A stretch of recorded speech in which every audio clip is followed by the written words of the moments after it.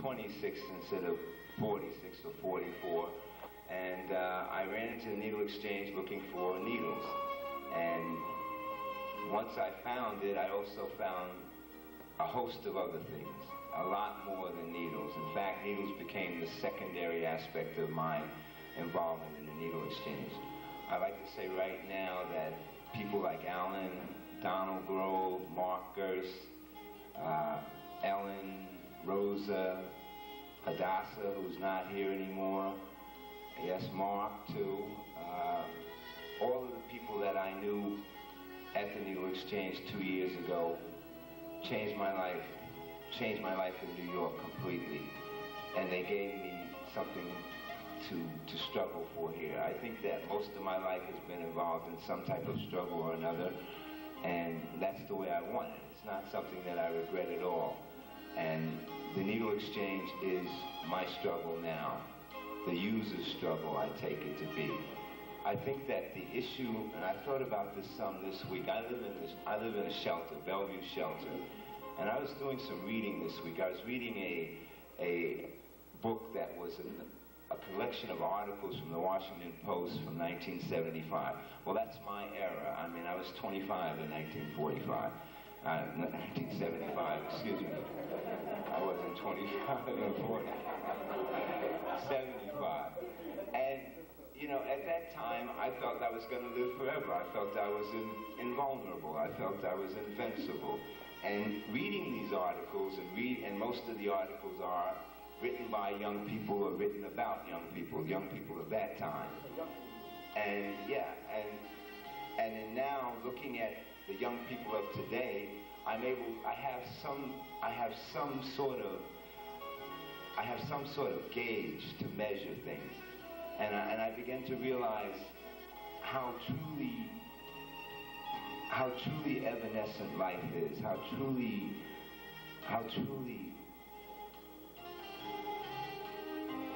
how vaporous it is. I mean, 25 years ago, I would have never thought I'd be where I am now. And I don't want to get into regret or any of that kind of stuff. I don't want to get into yesterday when I was young. But what I mean is that there's a kind of, what that book does for me, or did for me this week, was it gave me a gauge to measure where I am. And I have to admit that I do have some fears. I began to think about the whole question of welfare dependency and of collecting SSI and living in a shelter and being 46. And I consider myself a writer, not having written anything except some articles that were published by Harm Reduction Newsletter, but, you know, not having written something that I feel is a definitive statement on my part. And this is, again, what I feel the Needle Exchange does for me. It gives me a place where I can feel the possibility that that can still happen, can happen. And I'm proud of that, and I'm glad of that.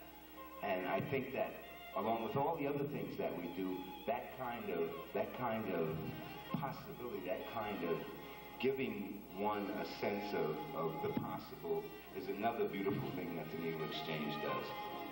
Let me start to wind down, but at any rate, I'd like to take another cue from Alma, and that is the idea of the user's voice. I think that is a real issue that we're struggling towards. And I think I'm beginning to see it unfold incrementally, as Mark said. And it's through programs like this, through things like the Peer Educators Group, through things like the iCare, which is a users group that we have formed, which isn't always working as well as it could be, but it's there, it's in place, and it certainly only needs some very dedicated people to come out and join it. And all of the other things that we do there. These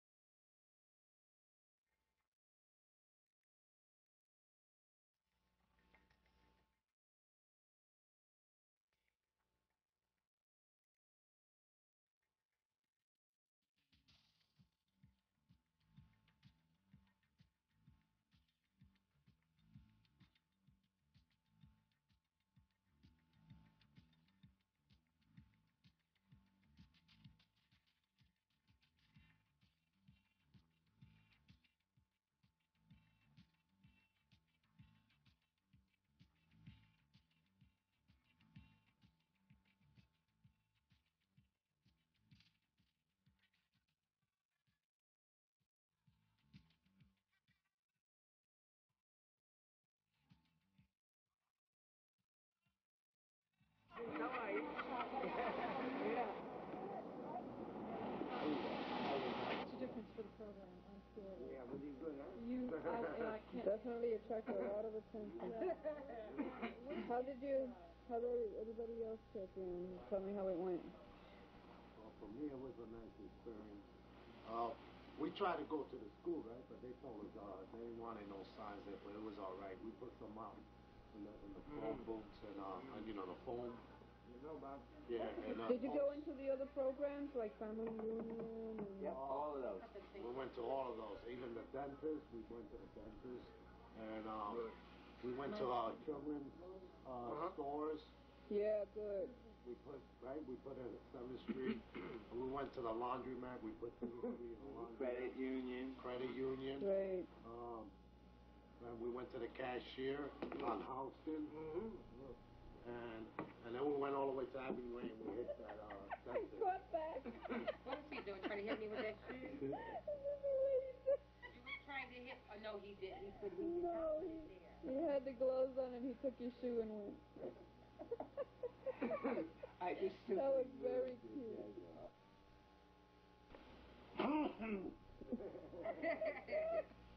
Peaches, come here.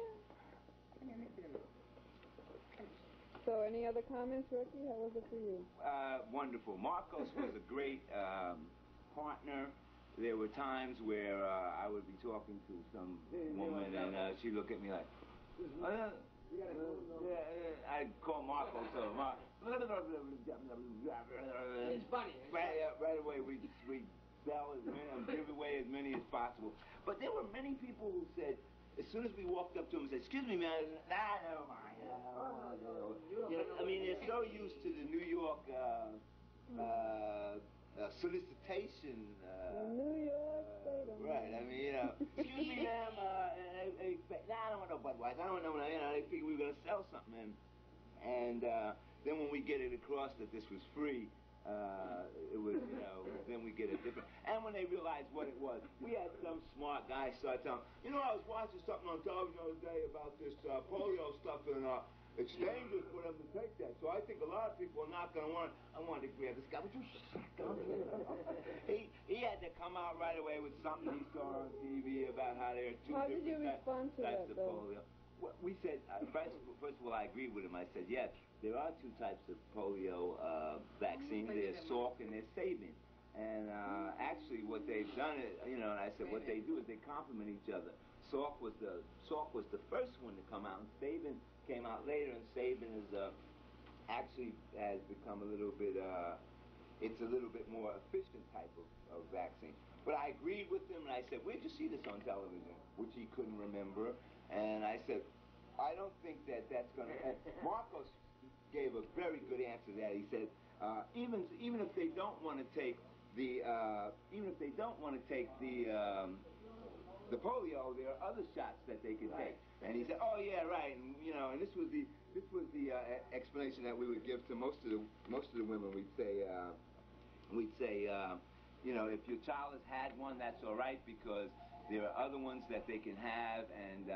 And one woman said, well, what about if the child is over 4? And we said, well, actually, these shots, these vaccinations are supposed to be given on a schedule throughout their infancy, but come on down anyway and bring your child, especially if they've missed 1 or 2 of their childhood immunizations, and perhaps they can still get it. So she said, yeah. And I said, also tell any of your friends. That was our big thing. Excellent. Tell your friends, you know. And, but the guy that was telling us about the polio thing, he was obviously misinformed, and right away he was trying to give some kind of but you handled it well. So right, he was trying to give some reason he was trying to stir up some kind of big thing, like, right, some kind of confusion and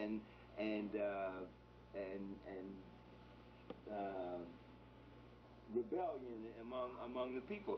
And you know, what I want to tell him is that, look, buddy, you know, I mean, people have been getting polio shots. I got polio shots, and I'm okay, you know. Yeah, right. Sorry. And his point was that some woman had gotten a polio vaccine and her child caught polio, which Marcos made another good point, and that was that's why we stress bring your immunization card, because if the children are given duplicates of the shots, maybe that might be a way in which there could be some kind of reaction to the immunization. Oh, we're great.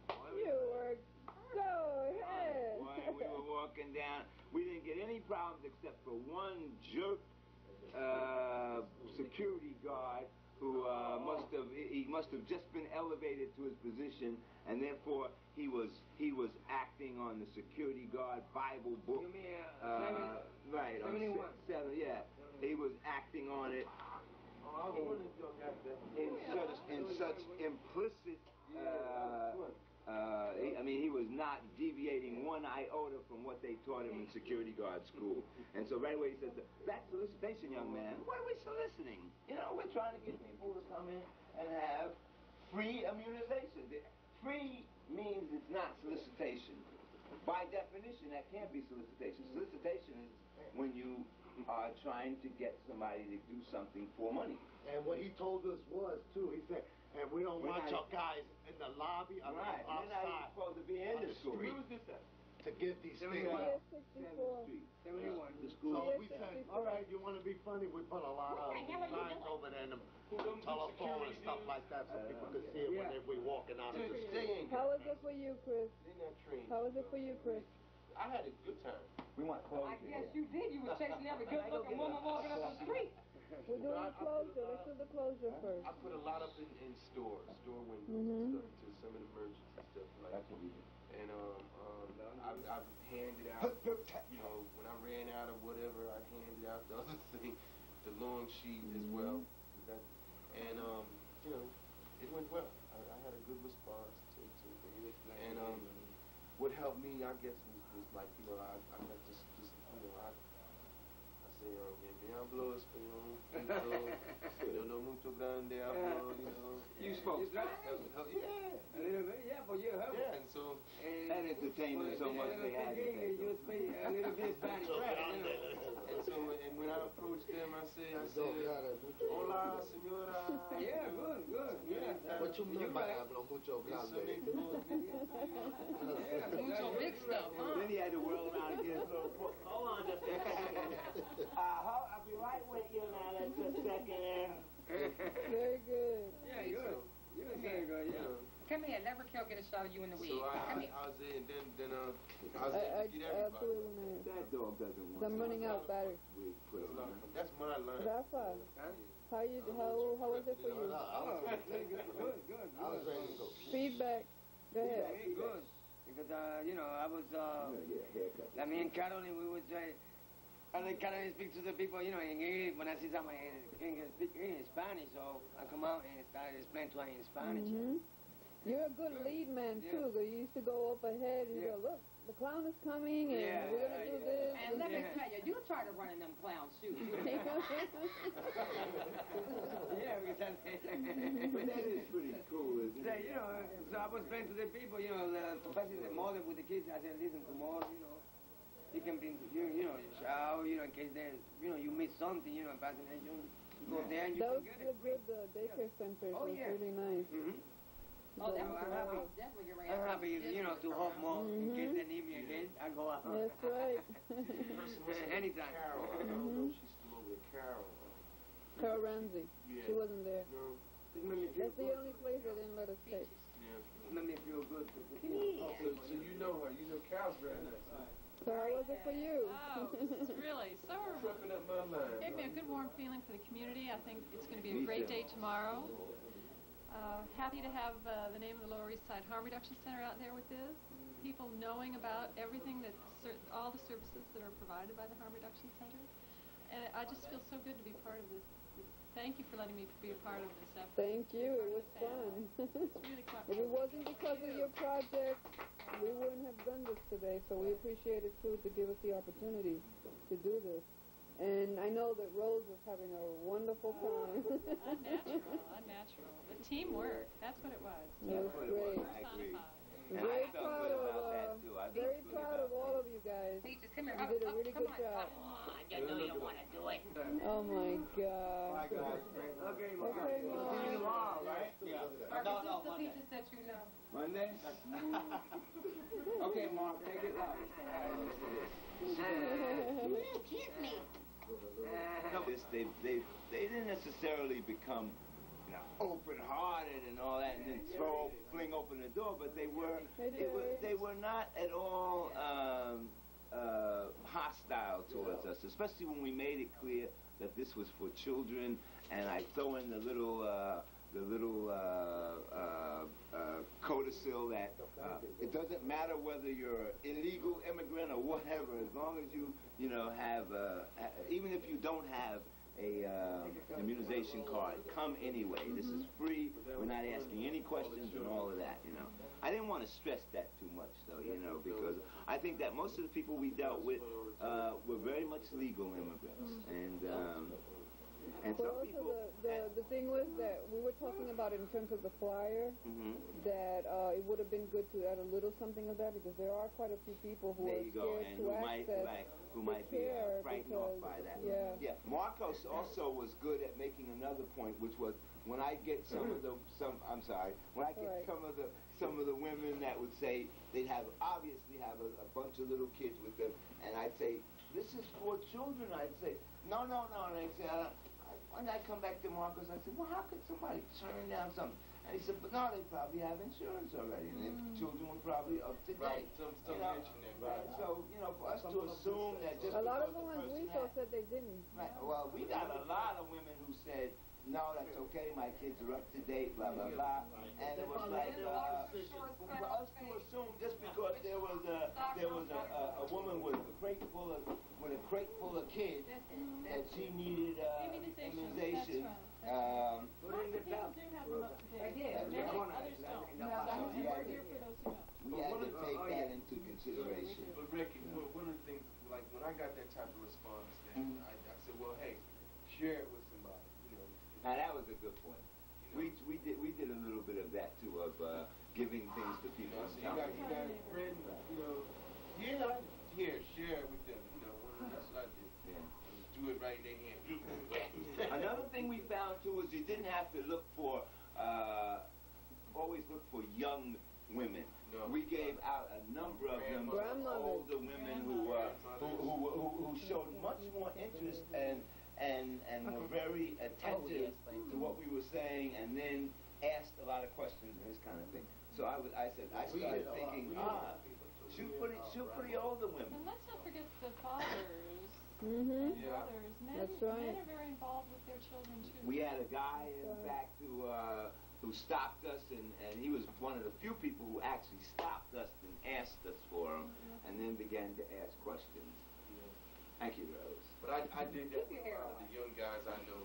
I said, yeah, use it, Daddy. Here. That's right. They have young kids. They said, oh, I said, that's it. They said, oh, okay, it's like, make me look stupid. With no big fanfare, though. They're like, oh, thanks. Because I remember my mother told me for my last shots, I think it was a measles. They ain't new at 5 years old. I think that's That is normal, exactly. right? Yes. That's about They ain't new no more. Wow. What a memory. They don't still do smallpox, right? No.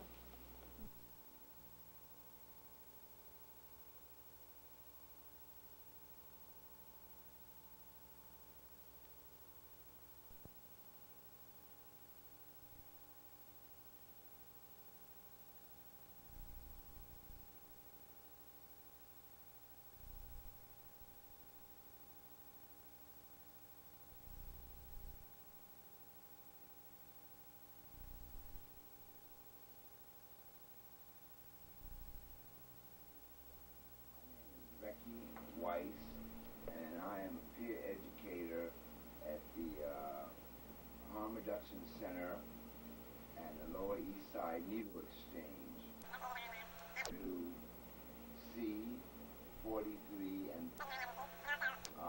at 223 2nd Street. We are and have been an organization dedicated to harm reduction. I'll get into what the definition of harm reduction is in a moment. For the past 5-6 years, let me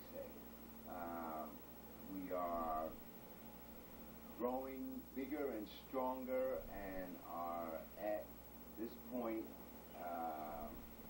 as strong and vibrant as we ever have been. In fact, I'd say we're at our zenith right now.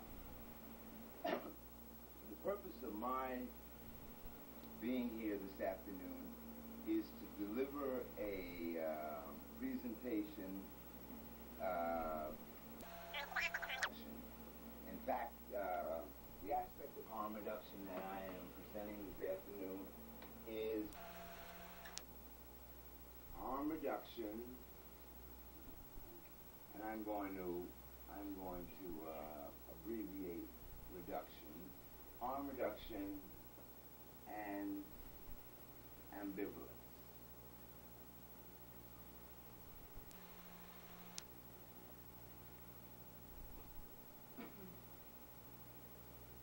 The important point in this production, I think, is ambivalence. So let us get into that. But first, let us get into the definition of what harm reduction is. And I'm not going to go into it in depth, because I think that harm reduction is something that, in fact, we can be rather ambivalent about in the definition. We certainly can get into a number of different definitions. It's not as though harm reduction were as clearly defined as, say, quantum physics or any scientific issue. It's not a science. But let me give at least my definition and make it rather. I'm striving for brevity here. Harm reduction, as I understand it, is, and I think as we as an organization strive to be, harm reduction is the way in which we as an organization seek to lessen or diminish the amount of harm that is done to people who are addicted, who are drug users, and who are unfortunately oppressed or in some way involved with the criminal justice system and the drug enforcement system of this country. In this country, unfortunately, the drug enforcement, the official system, that is to say, the component of the United States government that deals with people who use drugs that are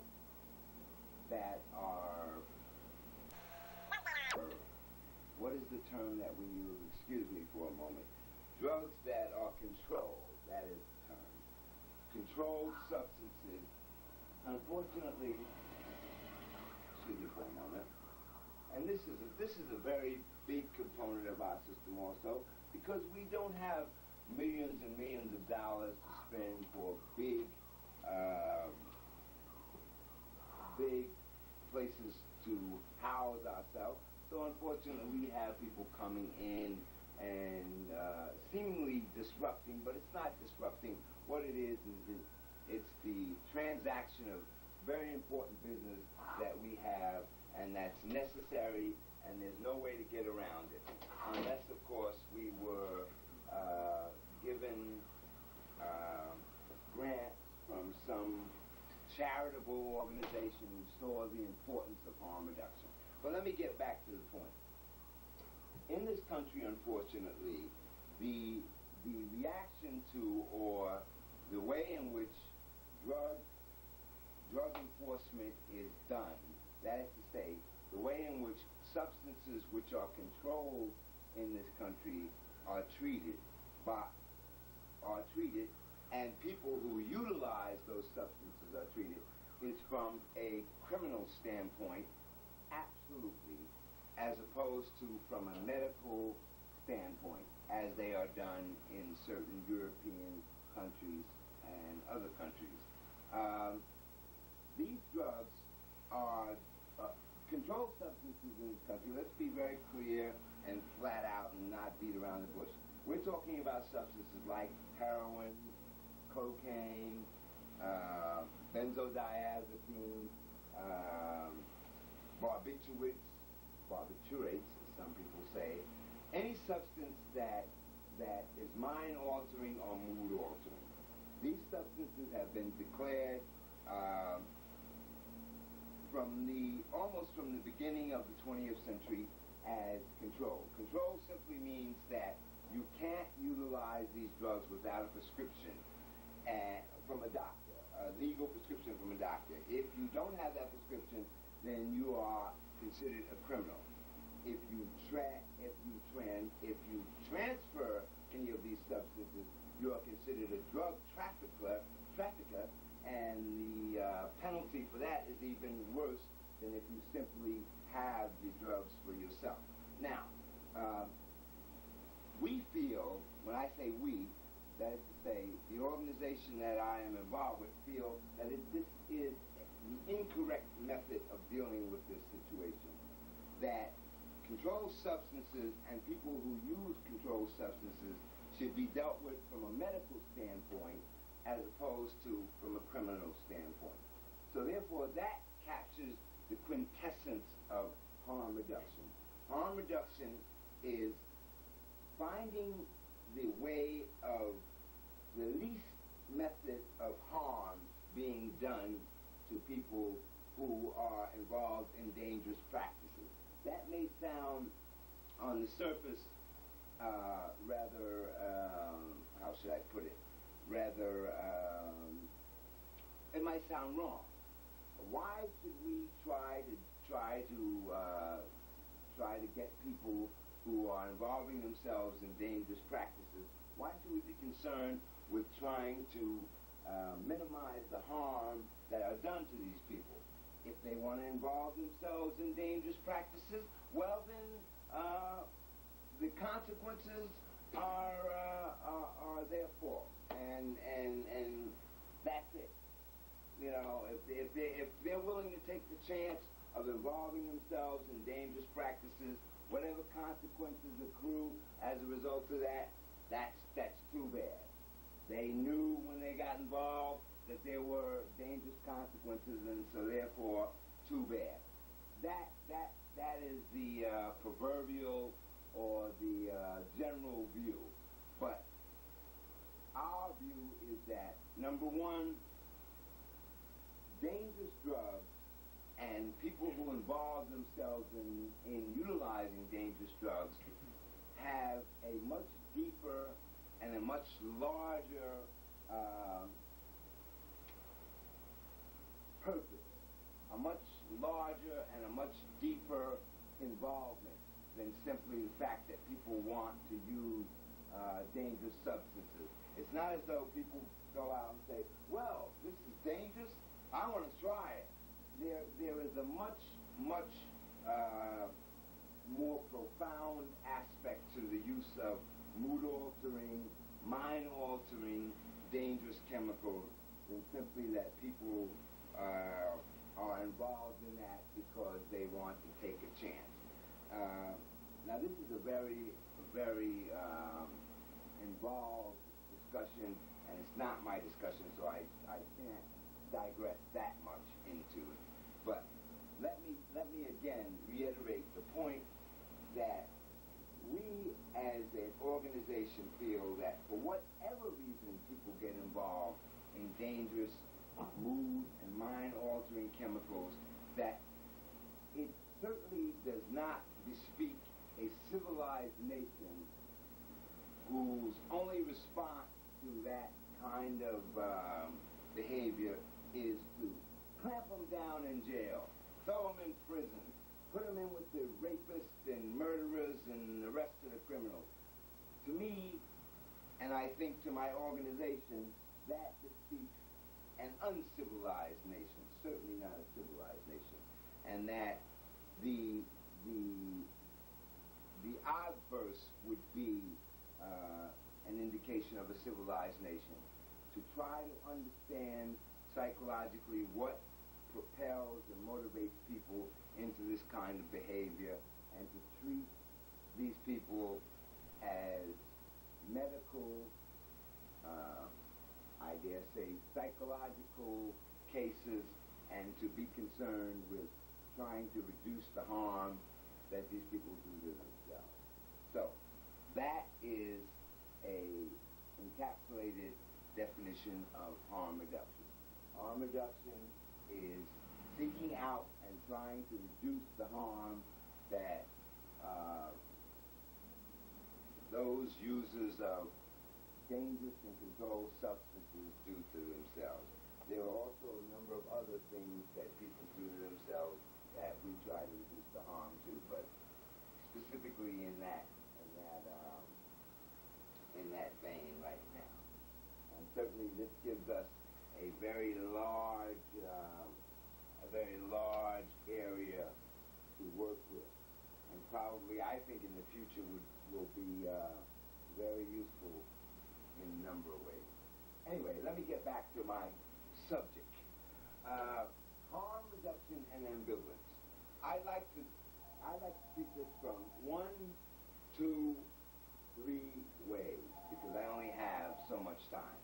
The first way I like to treat harm reduction and ambivalence is from the personal area, and that is to say, I like to personalize myself. I am 46 years old, and I was involved early in my life, in my 20s and on, in the so-called civil rights movement. Civil rights movement, black liberation. You know, we all are familiar with this, I think. The Black Panther Party, so on and so forth. The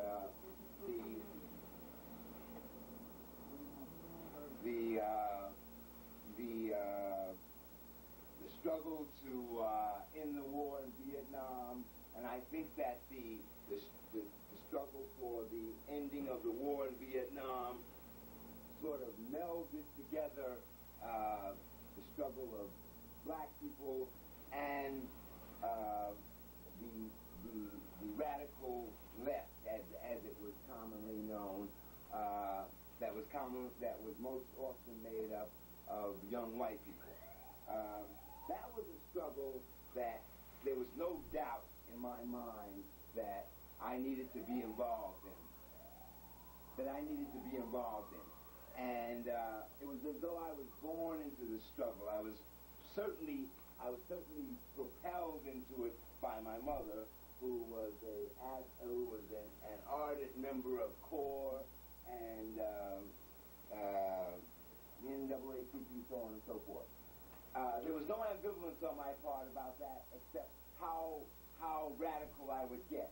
Now, what I'm contrasting is my involvement in the civil rights struggle and my involvement in the harm reduction movement, in that though I certainly feel that there is a need for me to be in the harm reduction struggle or movement, I certainly feel that I'm qualified to be in that I have been a IDU, which is an intravenous drug user, for the last 25 years.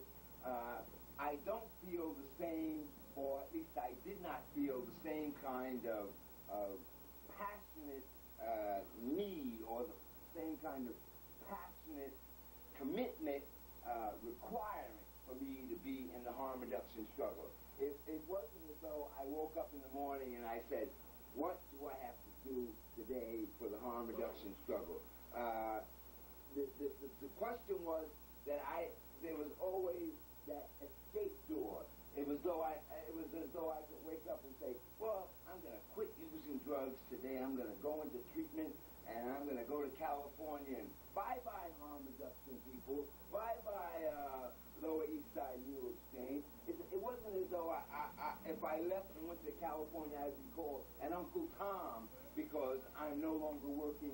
the harm reduction movement. I could as easily, at least it appears that it would be as easy for me to step off from the harm reduction movement as it would be for me to step off, let's say, from a job I didn't like.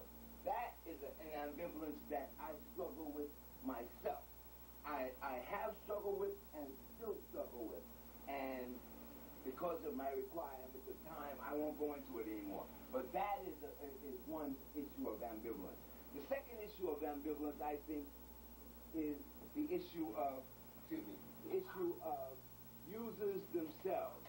That, and very similar to what I just got finished saying, that there's always the issue of, if I clean myself up, if I go into treatment and get cleaned up, do I have a responsibility, do I have a commitment to the harm reduction user movement? Can I just clean myself up and go to California? And why California is always picked as the place to go to, I don't know, but in our history it's always been the place to run to, California. But whatever. If not California, then Mexico then, or Canada. But at any rate, my point is that the ambivalence is that there's not necessarily a commitment, a blood-strong commitment, a bone-deep commitment to be involved in the harm reduction movement. That there is always that backdoor way of escaping out of the harm reduction movement and saying, look, I cleaned myself up. Man, I'm not even involved with that stuff anymore. I don't want to be dealing with them junkies. I'm done with them. I'm not a junkie anymore, so I'm through with it, you know? And I think that's ambivalent. I think also that the same kind of ambivalence among users is that feeling that what good will it do for me? That in fact it promotes or creates a situation that is dangerous for me if I continue to work with them after cleaning myself up, because there is the danger of me getting re-involved, and I'm trying to stay away from it.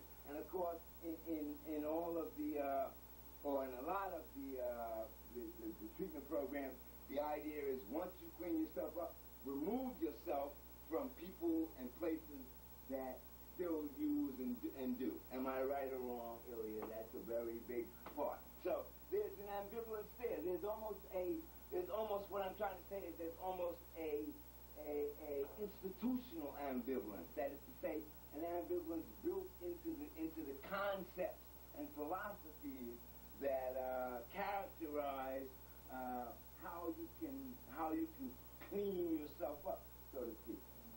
Okay, the last type of ambivalence, I think, is the ambivalence of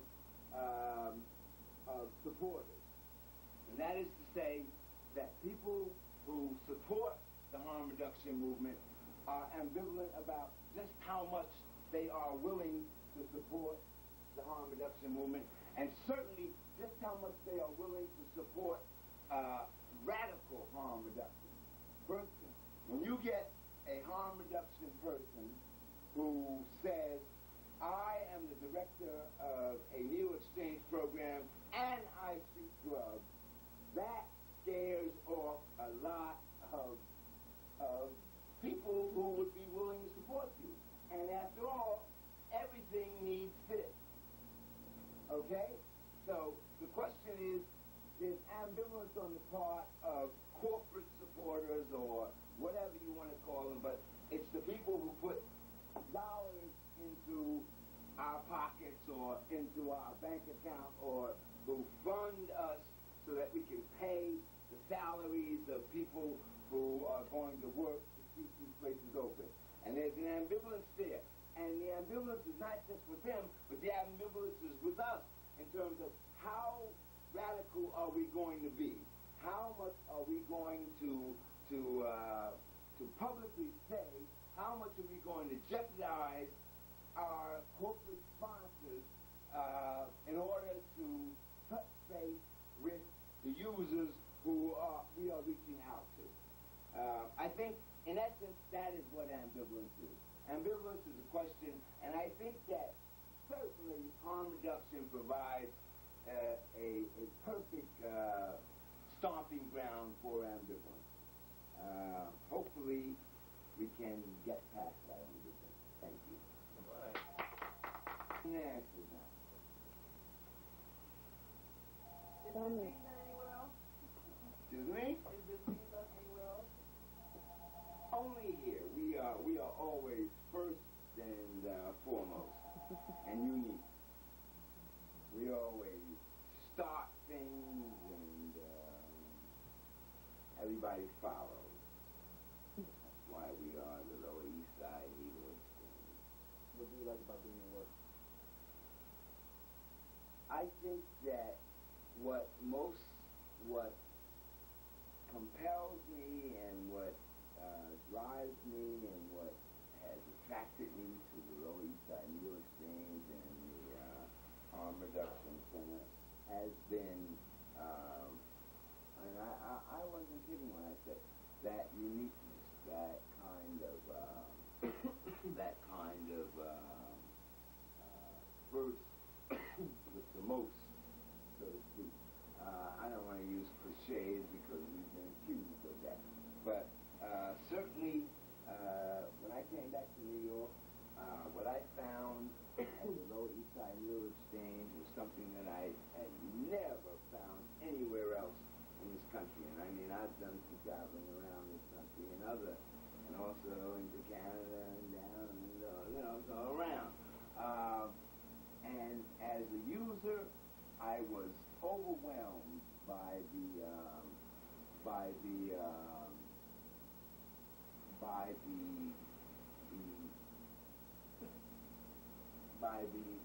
kind of warmth that I received here, the kind of understanding, the kind of acceptance that I found here that I never found anywhere else in this country. For my drug use and for my substance use.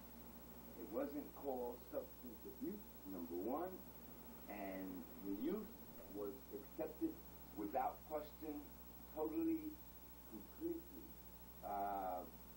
That's not to say that I was encouraged to use or that people said to me, go out and get whacked and ruined and come on back and we'll pay you some money just to do that and you can go out and do it over and over again. No. Let's be realistic. There was a very lucid, coherent program here that accepted me where I was, but also encouraged me to try to make the necessary changes in my life that would allow me to, number one, fit into this society and to survive. There are points that I need to make about how IV drug users